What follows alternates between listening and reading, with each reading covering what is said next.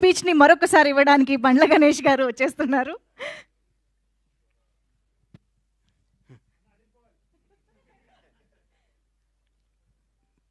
మొదటగా మీ జీవితాలు ఎలా ఉన్నా మీరు అతి సామాన్యమైన జీవితం గడుపుతూ కూడా మీ భార్య బిడ్డల కంటే సినిమా రంగాన్నే మక్కువ చేసుకొని సినిమా రంగమే మా అందరికీ వారధై సారథై మాలో ఎవరికి టాలెంట్ ఉన్నా దాన్ని జనానికి తెలియజేయడానికి కృషి చేస్తూ అహర్నిశలు పనిచేస్తున్న నా పాత్రికేయ మిత్రులందరికీ పాదాభివందనాలు. మీరు చేసే కళామ తల్లి సేవలో మీరు చేసే కష్టంలో మీరు ఫలితం పొంది చాలా తక్కువ, మీరు అనుభవిస్తుంది చాలా తక్కువ. మీ ద్వారా మీరు రాసిన మీ చేతి ద్వారా మీరు రాసి మీ పెన్ను ద్వారా కొన్ని జీవితాలు కొన్ని అద్భుతమైన స్థాయిలోకి తీసుకొచ్చిన మీ అందరికీ మీ రుణం తీర్చుకోలేంది. మీ అందరినీ ప్రతి ఒక్క తెలుగు ఇండస్ట్రీలో ఉన్న ప్రతి ఒక్క టెక్నీషియన్ కానీ ఆర్టిస్ట్ కానీ ప్రతి ఒక్క నిర్మాత కానీ మిమ్మల్ని హృదయాల్లో పెట్టుకొని చూసుకోవాలి. ఎందుకంటే మిమ్మల్ని ప్రేమించడం తప్ప మీకు మేమిచ్చి కొనలేము, మీ అభిమానాన్ని మేము పొందలేము, మీ ఆశీస్సులు తప్ప. మీ అందరికీ ఫస్ట్ ఉదయపూర్వక ధన్యవాదాలు తెలియజేస్తున్నాను. ఎందుకంటే దాదాపు 7 సంవత్సరాల తర్వాత సినిమా రంగం మీడియా ద్వారా రావడం జరిగింది. మీడియా రంగంలో నాకు ఎంతో సన్నిహితులు. నేను 32 ఏళ్ల కిందట వినాయకరావు గారు నాకు ఫస్ట్ ఇండస్ట్రీకి వచ్చినప్పుడు పరిచయం. వినాయకరావు గారు, బాలరెడ్డి గారు, బిఏ రాజు గారు, మోహన్ కోటెడ్డి గారు, జగన్ గారు, ఎందరో, మన భాస్కర్ భట్ల నా స్నేహితుడు, గంగాధర శాస్త్రి గారు, అన్నీ రవి, రకరకాల మంది, ఎంతోమంది ప్రవాహం పడుతూ ఉన్నారు, కొత్త వాళ్ళు వస్తున్నారు. కానీ మీకు అందే తక్కువ, మీరు పడే కష్టం ఎక్కువ. మీ విలువ తీర్చుకోలేంది, మీరు చేసే శ్రమకి వెల కట్టలేంది. మీ అందరికీ హృదయపూర్వక ధన్యవాదాలు. గబ్బర్ సింగ్. నా తల్లిదండ్రులు నాకు జన్మనిస్తే పవర్ స్టార్ పవన్ కళ్యాణ్ ఆయన నాకు బతుకునిచ్చాడు. పవన్ కళ్యాణ్ గారి గురించి ఎంత చెప్పుకున్నా నేను తక్కువే. నేను ఆర్థికంగా ఎంత స్థాయికి వెళ్ళినా కానీ పవన్ కళ్యాణ్ లేకపోతే నాకు ఇప్పుడు ఈ క్రేజు ఈ పేరు ఉండేది కాదు. మామూలుగా చిన్న చిన్న వేషాలు వేస్తూ ఉండి అప్పటికి కూడా ఏ రోజు కూడా బండ్లా గణేష్కి క్యారెక్టర్ కావాలి, ఈ క్యారెక్టర్ బండ్లా గణేష్ అనే స్థాయికి నా జీవితంలో రావటం జరగలేదు. వేషాలు వేయటం జరుగుతూ ఉండేది, రకరకాలు ఉండేది. ఒకనొక టైంలో అప్పుడు అసిస్టెంట్గా ఉన్న మా block buster director Harish Shankar garu కూడా నాకు ఒక చింతకాయల రవి అనే సినిమాలో నన్ను రికమెండ్ చేసి అమెరికా పంపించారు అప్పట్లో. అప్పటి నుంచి మా సన్నిహిత సంబంధాలు మాకుండేవి. నన్ను నిర్మాతం చేశారు పవన్ కళ్యాణ్ గారు. ఒకరోజు పిలిచి ఎందుకో అన్నాడు, గని నువ్వు సినిమాలు చేస్తావు, నేను నిర్మాత చేస్తాను. నేను షాక్ అయ్యి, నేను నమ్మలేదు. నన్ను నేను నమ్ముకోలేని పరిస్థితిలో కూడా నన్ను నిర్మాత చేస్తే చాలామంది ఆయన అభివృద్ధి కోరుకుని ఆయన సన్నిహితులు కూడా నువ్వేంటే గణేష్ సినిమా చేయటం అంటే కూడా నేను మాట ఇచ్చాను, మాట తప్పను అని నన్ను నిర్మాతం చేసిన పవన్ కళ్యాణ్ గారికి ఈ సందర్భంగా ఇంకొకసారి పాదాభివందనాలు తెలియజేసుకుంటున్నాను. గబ్బర్ సింగ్ ఒక చరిత్ర. ఈరోజు మార్నింగ్ ఎక్కడో వాకింగ్ చేసి బయటకు వస్తుంటే, ఏందన్నా గబ్బర్ సింగ్ రిలీజు అంటున్నావు, టీవీలో వస్తుంది, గొడవ ఉంది, రెండో రిలీజ్కి ఎంత క్రేజ్ అయిందా అని అడిగాడు ఒక ఆయన. నేనన్నా, హిందువులకి భగవద్గీత, ముస్లింలకి ఖురాన్, క్రైస్తవులకి బైబిల్ ఎంత పవిత్రమైందో పవన్ కళ్యాణ్ అభిమానులకు కూడా గబ్బర్ సింగ్ ఎంత పవిత్రమైందిరా బాబు, అది అప్పుడు ఆ చిరస్థాయిగా గుండెల్లో ఉండిపోయేది అని చెప్పాను. దాని గురించి మనం ఏం చేయలేం. ఈ సినిమా అణువణువున ఏ బ్రహ్మ ముహూర్తాన భగవంతుడు ఈ ముహూర్తాన్ని క్లాప్ కొట్టించాడో కానీ, ఏ బ్రహ్మ ముహూర్తం హరీష్ శంకర్ గురించి చెప్పాలి. హరీష్ శంకర్ అనేవాడు జీవితంలో కోపానికి పగకి తేడా ఉంటుంది. కోప్పడేవాడు ఎవడో హానికరదు. కోపం అనేది నీడపాము లాంటిది, అది కరిచిన ప్రమాదం లేదు. పగ అనేది నాగుపాము లాంటిది, కరిస్తే చచ్చిపోతాం. మేమందరం కోప్పడే బ్యాచ్ అది. మేము ఏదన్నా గబగబ మాట్లాడుతుంటాం కానీ మేము ఏది మనసులో పెట్టుకోం. మాకు ఆ క్షణాన్ని ఆ పని అయిపోవాలి, ఆ క్షణం అది అయిపోవాలి. అంతేగాని మాకు కోపమో మాకు ఈగోనో మాకు మాట్లాడటం రాదని మీరు అనుకోవద్దు.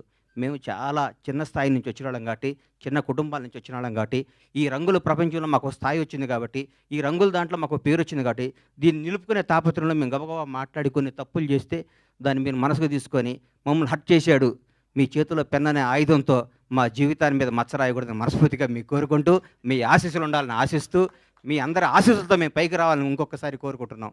ఈ గబ్బర్ సింగ్ అనే సినిమాని అణువణువున ప్రతి అడుగు, ప్రతి మాట, ప్రతి క్షణం, ప్రతి కష్టం హరీష్ శంకర్కే చెందుతుంది. హీరో గారితో అంతకుముందు నేను తీన్మార్ సినిమా తీశా.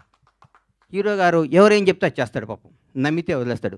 గబ్బర్ సింగ్ అనే చిత్రాన్ని హరీష్ శంకర్ ఏం చెప్తే చేద్దామని ఫస్ట్ డే నాతో చెప్పాడు. బాబు నేను షర్టు గుండీ లిపితే పోలీసు అడిగిపోతాడా అని అడిగాను నేను ఒకరోజు. నీకెందుకురా, నువ్వు దూరం కూర్చో అనేవాడు నన్ను.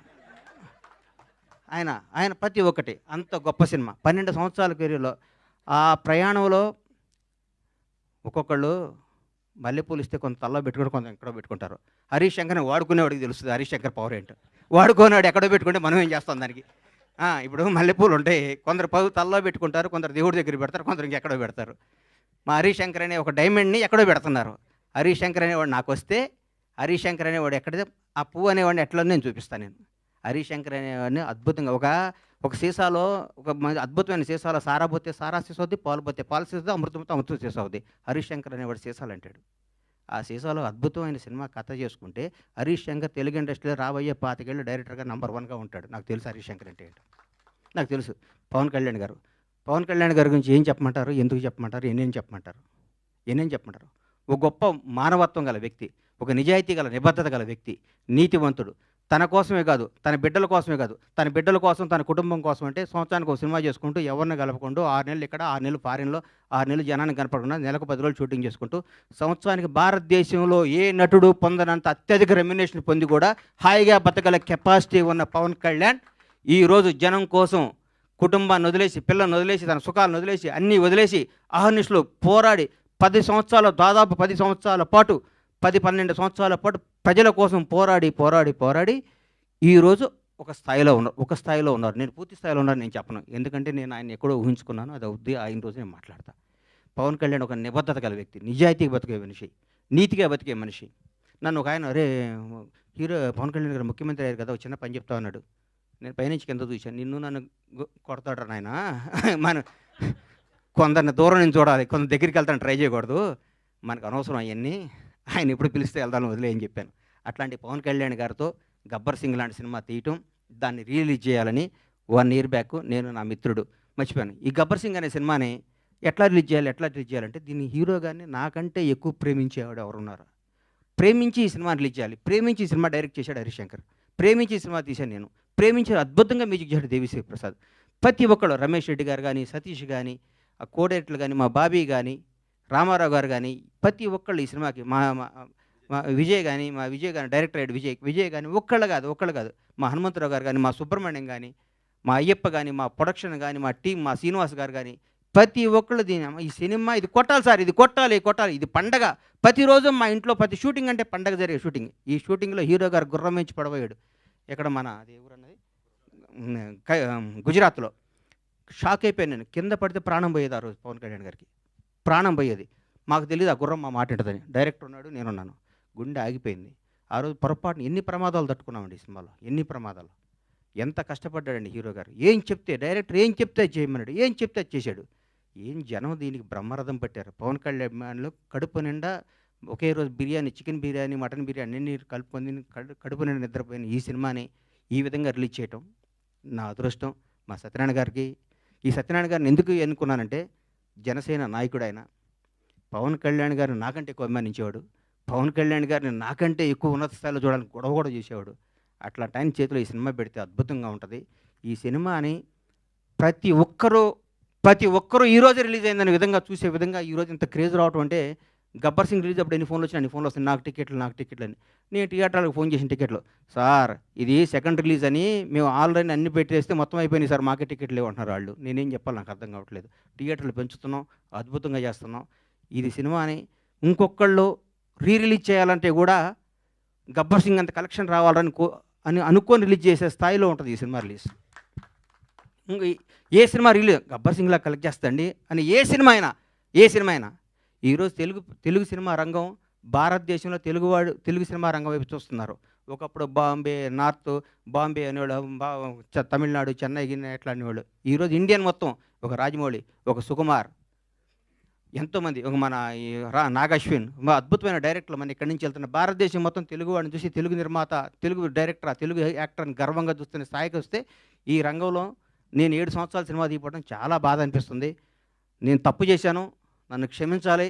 నేను సినిమాలు తీస్తా, నేను సినిమాల్లోనే పుట్టాను, సినిమాల్లోనే ఉంటాను. సినిమానే నా వ్యాపకం, సినిమానే నా జీవితం, సినిమానే నా ఆశ. బ్లాక్ బాస్టర్ల సినిమాలు తీస్తా, బ్లాక్ బాస్టర్స్. ఇండస్ట్రీ మొత్తం బండ్లా గణేష్, పరమేశ్వర ప్రొడక్షన్స్ అంటే ఏంటో మళ్ళీ చూపిస్తానికి అదే సంకల్పంతో బతుకుతానని మీ అందరు ఆశీస్సులు కావాలి, మీ అందరు అభిమానం కావాలి, మీ అందరు ప్రోత్సాహం కావాలి. ఎక్కడెక్కడ నేను చిన్న తప్పులు చేసినా నన్ను క్షమించి నన్ను రెక్టిఫై చేయాలి, కానీ దాని మీద రాయకూడదు మీరు. అది నా విన్నపం. ఎందుకంటే వీడు దొరికాడని రాస్తారు, అది నా విన్నపం. అందుకే థ్యాంక్ యూ. Thank you. ఈ సినిమాని ఆదరించి మళ్ళీ పెద్ద ఈ సినిమాకి వచ్చే కలెక్షన్స్ బిత్తరపోయే విధంగా ఉండాలని మనస్ఫూర్తిగా కోరుకుంటూ, ముఖ్యంగా పవర్ స్టార్ అభిమానులకి మనందరికీ నేను చెప్తున్నా, ఇంతకుముందు పవర్ స్టార్ పవన్ కళ్యాణ్ గారు మనం ఏం చేసినా పవన్ కళ్యాణ్ అభిమాని ఎగిరినా ఒక న్యూసే, తగ్గిన న్యూసే. ఇప్పుడు నేను చెప్తున్నా, గౌరవ ఆంధ్రప్రదేశ్ రాష్ట్ర ఉప ముఖ్యమంత్రి, జనసేన నాయకుడు, ఈరోజు భారతదేశాన్ని పరిపాలిస్తున్న ప్రభుత్వంలో ఒక కీలక పాత్ర పోషిస్తున్న మహోన్నత వ్యక్తి. మనం థియేటర్లో చాలామంది థియేటర్లు ఎందుకు ఇవ్వట్లేదు అంటే, బాబోయ్ మీ పవన్ కళ్యాణ్ ఫ్యాన్స్ మా సీట్లు ఎరగొడతారంటున్నారు. మీ అందరికీ చెప్తున్నాం సార్, ఎగ్జిబిటర్స్ అందరికీ, మా పవన్ కళ్యాణ్ ఫ్యాన్స్ ఇంతకు ముందు కాదు, క్రమశిక్షణ గల వాళ్ళు, మీ సీట్లు ఎరగొట్టరు, ఆనందం తెలియజేసుకుంటారు, మీకు ఏ నష్టం చేయరు. దయచేసి మాకు థియేటర్లు ఇవ్వండి. దయచేసి చేతులెత్తి నమస్కరిస్తున్న ఎగ్జిబిటర్స్ అందరికీ థియేటర్స్ ఇవ్వండి. పవన్ కళ్యాణ్ ప్రతి ఒక్క అభిమాని సెప్టెంబర్ 2వ తారీఖు నాడు ఉదయాన్నే గుడికి వెళ్తాడు, 11 థియేటర్కి వెళ్తాడు. ఇది కన్ఫర్మ్. గుడికి వెళ్ళి పవన్ కళ్యాణ్ 100 ఏళ్ళు బతకాలనుకుంటారు, థియేటర్కి వచ్చి పవన్ కళ్యాణ్ ఉత్సవాలు చూసుకుంటారు. ఈ రెండింటిని మాత్రం మీరు మమ్మల్ని నిరుత్సాహపరచొద్దు. దయచేసి ఆంధ్రప్రదేశ్లో ఉన్న తెలుగు రాష్ట్రాల్లో ఉన్న ప్రతి ఎగ్జిబిటర్కి చేతులెత్తి నమస్కరిస్తే రిక్వెస్ట్ చేస్తున్నా, థియేటర్ ఇవ్వండి. మీ థియేటర్ పవన్ కళ్యాణ్ ఫ్యాన్స్ తరపున, పవన్ కళ్యాణ్ అభిమానుల తరపున, ఒక అభిమానిగా, పవన్ కళ్యాణ్ భక్తుడుగా నేను మీ అందరికీ మాటిస్తున్నాను, మా వాళ్ళు థియేటర్లు ఎరగొట్టరు, థియేటర్లు ఆగం చేయరు. పవన్ కళ్యాణ్ మనుషులు అండి మేము. మా బాస్ ఇలా ఆంధ్రప్రదేశ్ రాష్ట్ర ఉప ముఖ్యమంత్రి, జనసేన అధ్యక్షుడు, ఇంతకుముందు పవర్ స్టార్ కాదు. మేము మా దేవుడి కోసం మీకు ఏ హాని తలపెట్టాం, మేము అభిమానించుకుంటాం. ఈ గబ్బర్ సింగ్ సినిమా తీస్తే మాకు దైవ దర్శనం జరిగినట్టు కాబట్టి మా దైవ దర్శనానికి మీరు ఆటంకం కలిగించొద్దని రిక్వెస్ట్ చేస్తున్నాం.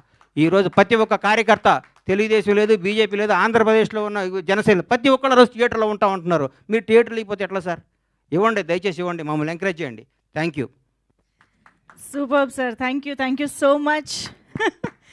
డెఫినెట్గా ఇప్పుడు అభిమానులందరూ కేవలం పవర్ స్టార్